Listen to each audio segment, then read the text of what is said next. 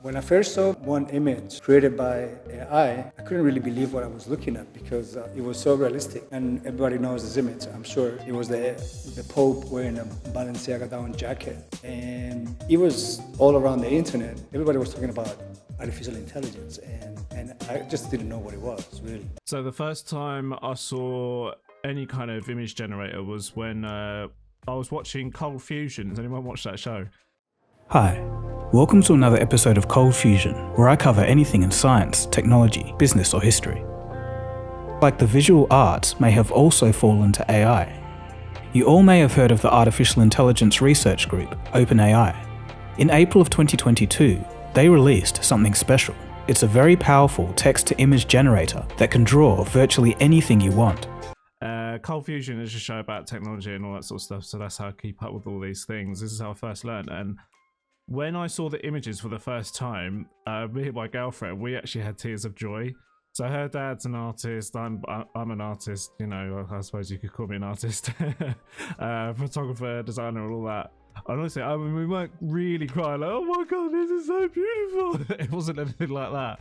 We just had tears in our eyes because we just saw immediately like how beautiful a technology this was.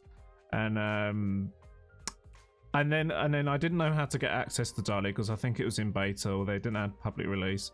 So I started looking for the free apps that were available at the time, and honestly they were crap. It was really difficult trying to do anything in them. And I was shocked, like, how is this possible? How a computer can generate these realistic images? So it's like eye-opening thing for me. It was on LinkedIn, it were architectural works, and I was completely excited. I wanted to know which tool was that. It was Midjourney. And since then, August 2022, I work with these tools nearly on daily basis. And then I saw Trump running across the streets of New York, being chased by the New York Police Department. And then I realized that was a fake. But still, the realism of it was something that really was a surprise. And I was so dumbstruck because I haven't seen anything like this before. It wasn't photorealistic as it is today, but V3 model had this special styling and textures and imagery that's really something special. It was a surprise because as a photographer, at that point I couldn't distinguish what was real and not real from the quality I was looking at.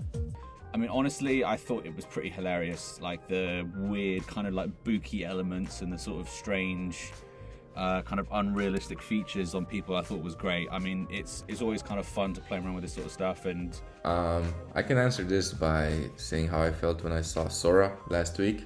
Difficult. I think it's just a lot to wrap our minds around, right? Like, this is a whole new concept. Like, my first reaction when I saw the results that could be created using the earlier iteration of DALL-E and then Midjourney were curiosity and wonder. So I just had to jump on the Midjourney bandwagon as soon as they opened publicly.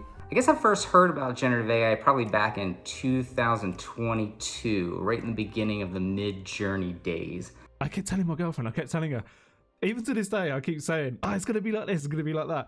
I kept saying to her, Saskia, like, this is like going to revolutionize everything. This is the world is no longer the same anymore. I was waiting for this for a very long time. It was really the beginning. It was before Midjourney beta launch, so it was just invite only. Things were pretty crappy, but I was impressed that I can just describe something, the computer understand more or less what it is and generate something from it. So that really blew me away, and how fast it was. But really wasn't that excited about it until I was invited to be part of the beta testing for Adobe Firefly.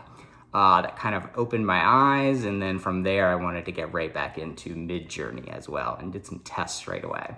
I think the child in me felt like I'd stumbled into some kind of candy shop where I'd been handed what I often likened to a magic paintbrush. I eventually got Mid-Journey, and I was like, okay, I'll pay. Because I started going into the forums and looking on Google, and I was like, oh my god, that's like Meg Ryan. That looks like just like her, or that bird that was in Transformers. I can't remember what her name is.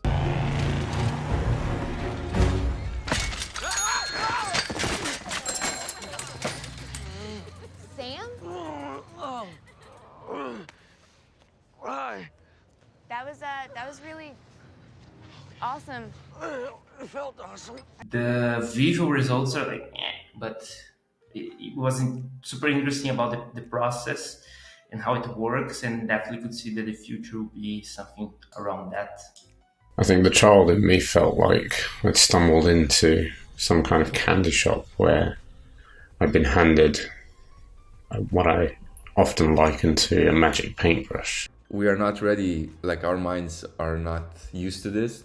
So when I saw like the first image made, or when I saw the video of Sora, I was like, wow, this is incredible. Like, what is this? What is happening? What is reality? What does this mean? I can make stories? Oh my god. Where only the limits of your imagination would stand in your way in terms of being able to envision or realize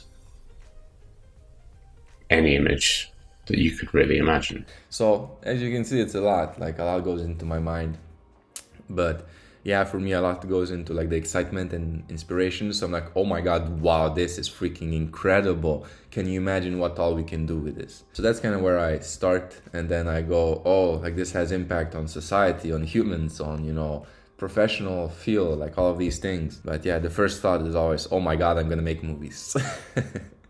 As someone who works in tech, you're always trying to find ways to kind of break things and trip things up, and that process of, you know, merging things together and just giving it words that don't make any sense and seeing what it comes up with was always a lot of fun. It wasn't lost on me that with this came concurrent risks and dangers and challenges.